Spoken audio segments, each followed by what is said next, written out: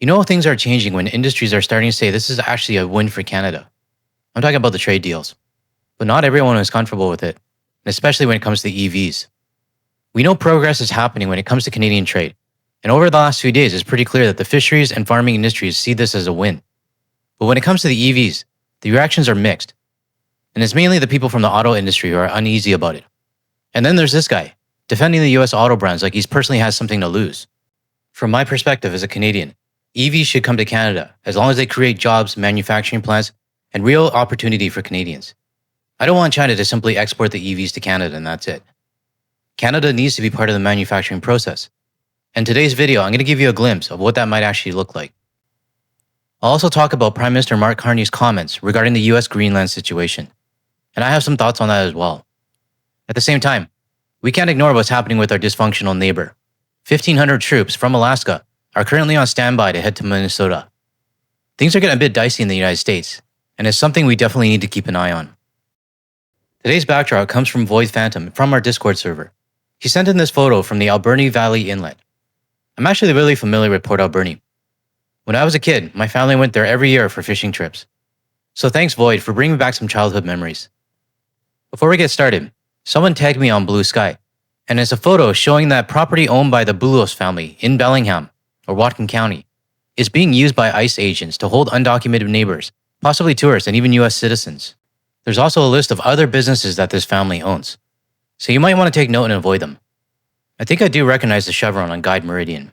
That might have been a place that I used to fill up at. Thanks, Michael, for sending this over to me. Alright, let's get started with the reports. In Canada's auto capital, there is anxiety over what Prime Minister Mark Carney's deal with China on electric vehicles could mean for Ontario's battered automotive sector. It just seems to be the start of the potential of an erosion of the auto industry in Canada.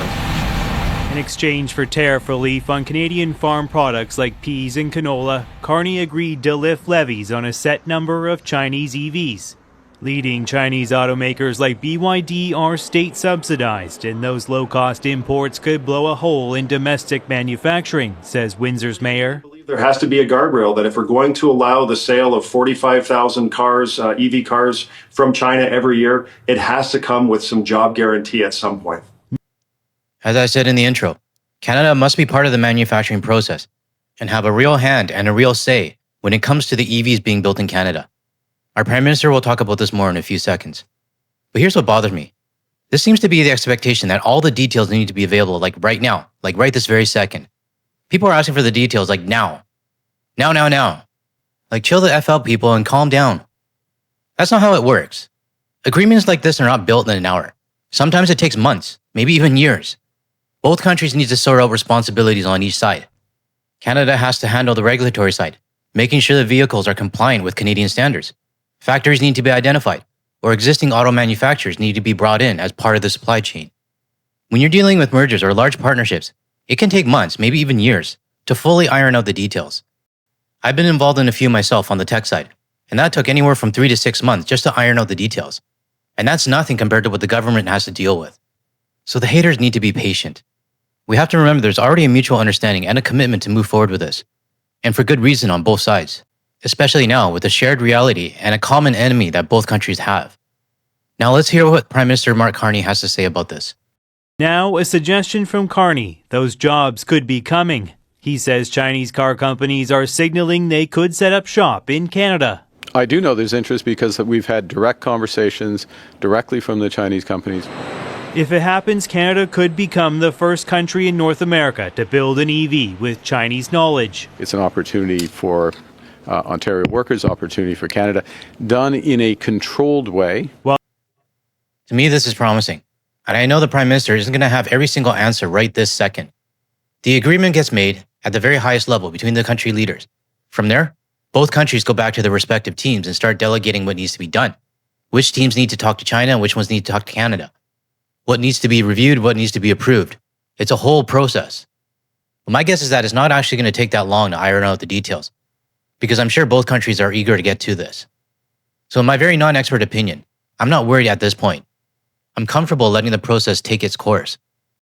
While there is concern in Ontario, in Saskatchewan, canola farmers are celebrating. China is lifting tariffs that have suppressed canola prices. We're so used to having disappointment in this file that when you start seeing some progress, I was ecstatic. Dominic Barton is Canada's former ambassador to China. He helped secure the release of Michael Kovrig and Michael Spavor, detained by Beijing for nearly 3 years. He says it's worth talking to the Chinese, especially if they're willing to put money into the auto sector. One, it's going to create jobs for Canadians and have a supply chain in Canada that I think it's something we need to look at. China is by far the leader in EVs. Last week, U.S. President Donald Trump said America doesn't need any Canadian-made cars. And while he said that before, it's put renewed pressure on Carney to craft an auto policy to protect that critical sector. A senior government official tells CBC News one is coming in February, and it's expected to include a made-in-Canada provision. And what would that look like, JP? The official tells us the government will give preferential access to foreign car makers who manufacture vehicles in Canada. It's a protectionist policy that sounds similar to what Trump himself is pursuing stateside. While the details are still being sketched out, it could include Canada slapping tariffs on foreign-made vehicles if a car company has no manufacturing presence here at home. Ian? And that's a safety measure we need to put into place if China wants its EVs in Canada. This can't turn into something like Temu, where the products are just shipped in with no local involvement. We have to be part of the manufacturing process here in Canada. So my advice to everyone is, just relax. Now moving on. The Prime Minister is also talking about the escalating situation in Greenland. Before I get into that, I do want to say this. I know my channel has been primarily focused on cross-border boycotts and travel issues, but times are changing, and the situation with Agent Orange is getting to a point where safety, defending Canada, and quite frankly the rest of the world and our allies are becoming a higher priority. That said, I'll still do my best to balance these reports and keep the topics relatable to Canadians. To talk to you or ask you questions about the new economic coercion that Mr. Trump is directing at our next door neighbor, as well as 7 European allies and Britain. He's talking about 10% tariffs until he's allowed to buy Greenland on 8 countries, and they are going to go up to 25% in June. So my question is, how can Canada accept this? What are you going to do about it, including adding to the military presence in Greenland? And what are you going to tell Mr. Trump? What's your message to Mr. Trump about this economic coercion if you meet him in Davos? Okay, why is our Canadian media so worried about what are you going to tell the orange potato about what you're doing? At this point with this relationship being so broken, why the hell should we even bother keeping the orange idiot updated? No matter what we say or do, there is no reasoning with him or his administration. So honestly, I say screw the US administration. Canada should be doing its own thing with its real allies. I apologize for the vent. This is just a new pet peeve of mine with the Canadian media. I'm going to let this run through, and I'll comment at the end of the Prime Minister's answer. Thank you for this very precise question. It's a serious situation, and we're concerned. We're concerned about this escalation. To be absolutely clear, we always will support sovereignty and territorial integrity of countries wherever their geographic location is. The future of Greenland, decisions about the future of Greenland are for Greenland and Denmark to decide. And the security of Greenland. Security is first and foremost for them, but very much falls within the responsibilities of NATO. I had conversations with the NATO Secretary General in Paris 10 days ago, within the past 2 weeks at least, about how we're going to further enhance that security umbrella. It's something that Canada is working on already and contributing to. When I say working on within the broader Arctic, the so-called western flank and northern flank of NATO. And that's the job of NATO, and that's the responsibility of NATO partners.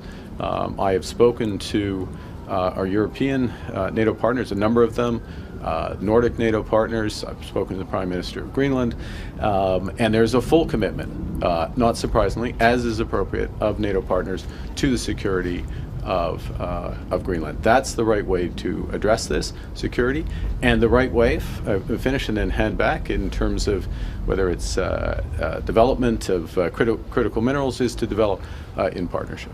You didn't mention the United States once. I asked you, what are you going to say to Mr. Trump about this economic coercion? I'm going to say everything I just said. How's that? Who the hell is this reporter?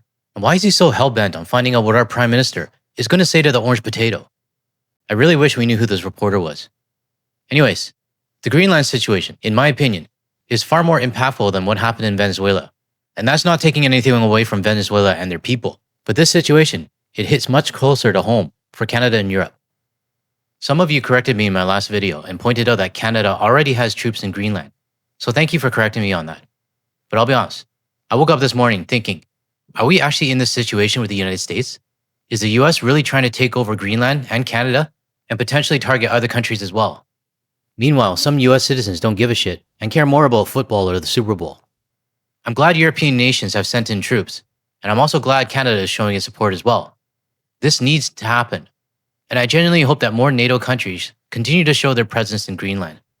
But what also needs to be taken seriously is the country that is imploding on itself. We have a lot of friends and family in the United States, and while we are still boycotting, we still need to be aware of what's happening there. So let's watch this report on the 1,500 troops who are on standby to enter Minnesota.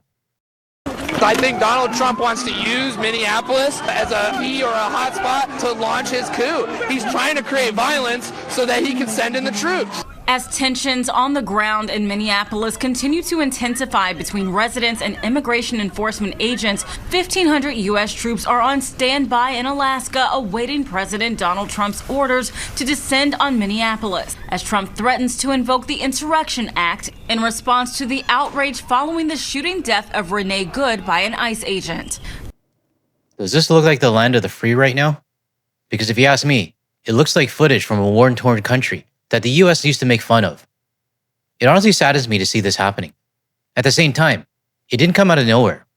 This was years in the making, and the catalyst for all of this started back in 2016, when the orange potato first took office.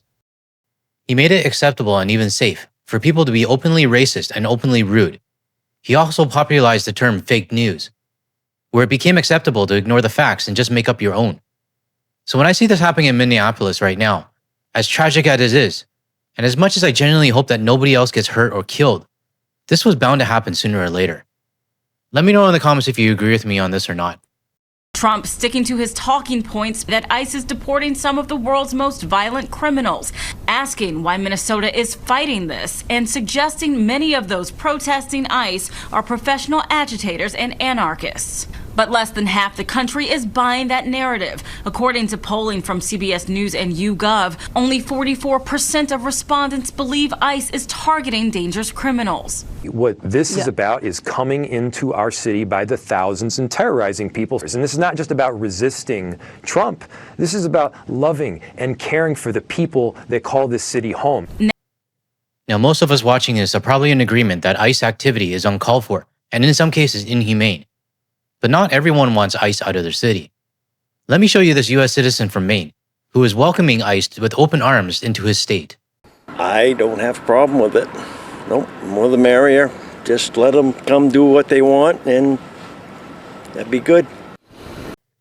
Well, Governor Mills, with ICE about to knock on your door and citizens like this encouraging it, I think you can expect your tourism to continue taking a hit this year. Now, lawmakers in Washington are threatening ICE's funding over the chaos playing out in Minneapolis. Democrat Senator Ruben Gallego on CNN State of the Union. But we cannot keep funding this, this type of goon squads that are just spreading throughout the whole country. Late last week, a federal judge prohibited ICE from using chemical irritants, retaliating against peaceful protesters, and conducting traffic stops without reasonable suspicion. Orders Homeland Security Secretary Kristi Noem readily dismissed. That federal order was a little ridiculous because that federal judge came down and told us we couldn't do what we already aren't doing. We only use those chemical agents when there's violence happening and perpetuating, and you need to be able to establish law and order to keep people safe. That same CBS poll showing 54% of Americans believe Trump's policies are decreasing peace and stability at home and the rest of the world. All right, I'm going to go off on a bit of a tangent here. But what are these 14% who say no effect actually doing? I can understand the 32%. They're probably part of the 77 million who voted for this. The 54% makes sense as well. They're the other side, and maybe even some MAGA who decided to switch positions. But this 14%, do you not see the instability that your country is causing around the world? Do you not see that people do not want to visit your country anymore? Or do you just not care and only pay attention to gossip and entertainment news? If you remember my first ever interview with R, who is based in Arizona and is in the process of moving back to Canada, I'll likely be doing another follow-up with him in early February. And honestly, it's a conversation that really opened my eyes. It showed me how many US citizens simply don't care about what's happening right now. I know there are US citizens standing up to the regime, people protesting, pushing back, trying to make a difference. But one metric that always comes to my mind is the No Kings protest. About 7 million people showed up across the country. Sounds like a lot, right? But when you compare it to the population of the United States, it's a drop in the bucket. I'm sorry for the tangent, but that 14% being completely oblivious really got under my skin for some reason. And what we just saw in this last report, chaos in Minneapolis, troops on standby. I'm left wondering, which state the orange potato doesn't like is going to be next? All I know is I'm incredibly thankful to be Canadian. That's all I have for today's video, so I'm going to end it here. If you found any value in anything I've said today, help out my channel by hitting the like and subscribe button, and also feel free to share it with your friends and family as well. Now, if you're wondering where the co-host is, well, she's been sitting on my desk the entire time.